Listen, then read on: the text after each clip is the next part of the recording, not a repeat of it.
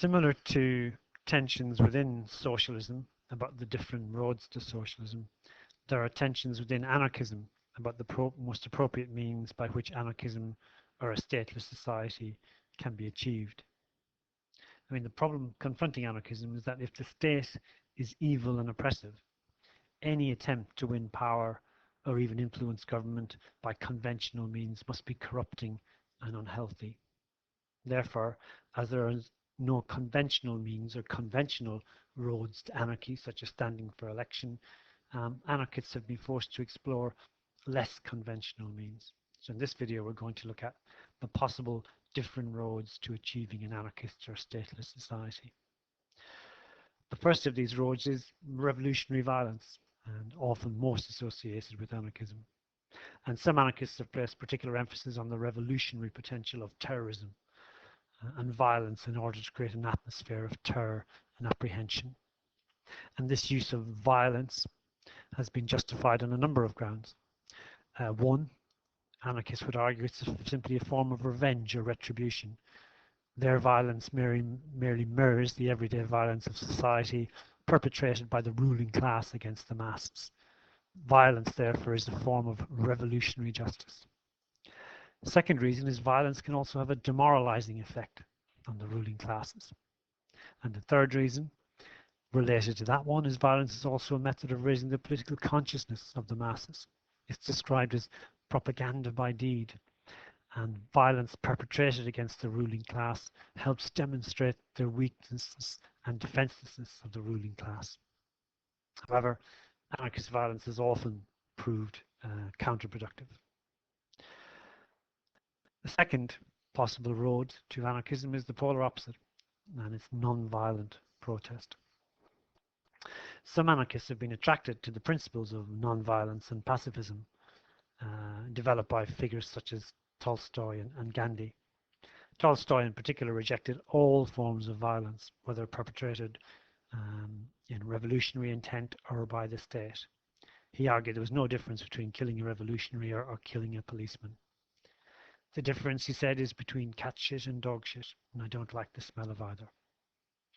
So non-violence appeals to anarchists as it reflects a respect for humans as moral and autonomous creatures.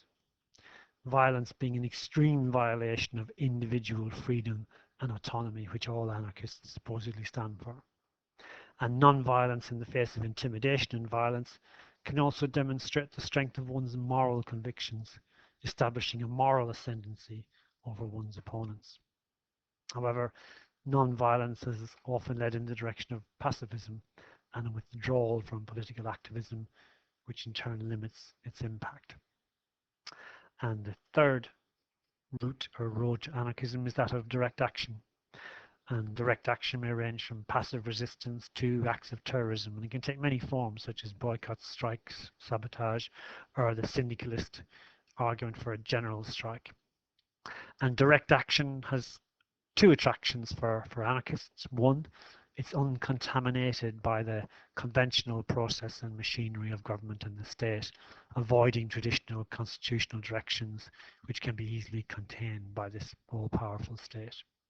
And direct action can also be seen as a form of popular political activism based on decentralized and participatory decision making, which, as we've seen in previous videos, is very popular with anarchists.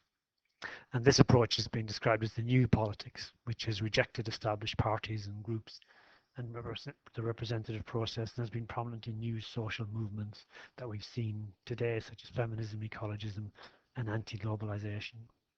However, in its turn, direct action can damage public support and also restricts political influence as it deliberately remains outside the normal processes of policy making. So there we have our three possible roads to anarchism: non-violent protest, revolutionary violence, and direct action. And in summary, they can contribute to what's seen as the overall weaknesses of anarchism. And the first being that anarchism's rejection of traditional forms of political organization arguably just limits its effectiveness. Secondly, although there are different roads to anarchism, the most prominent has been its association with violence, and its tendency towards violence arguably has been counterproductive. Other criticisms or weaknesses of anarchism would be, as we've seen, the criticisms of liberal socialists and indeed some Marxists, in that it's simply utopian in the most negative sense. It's based on an over-optimistic view of human nature. And then within anarchism itself, its philosophical diversity and divisions, particularly the tensions between the anarcho-collectivist and the anarcho-capitalist visions of a future anarchist society, also help to limit its effectiveness.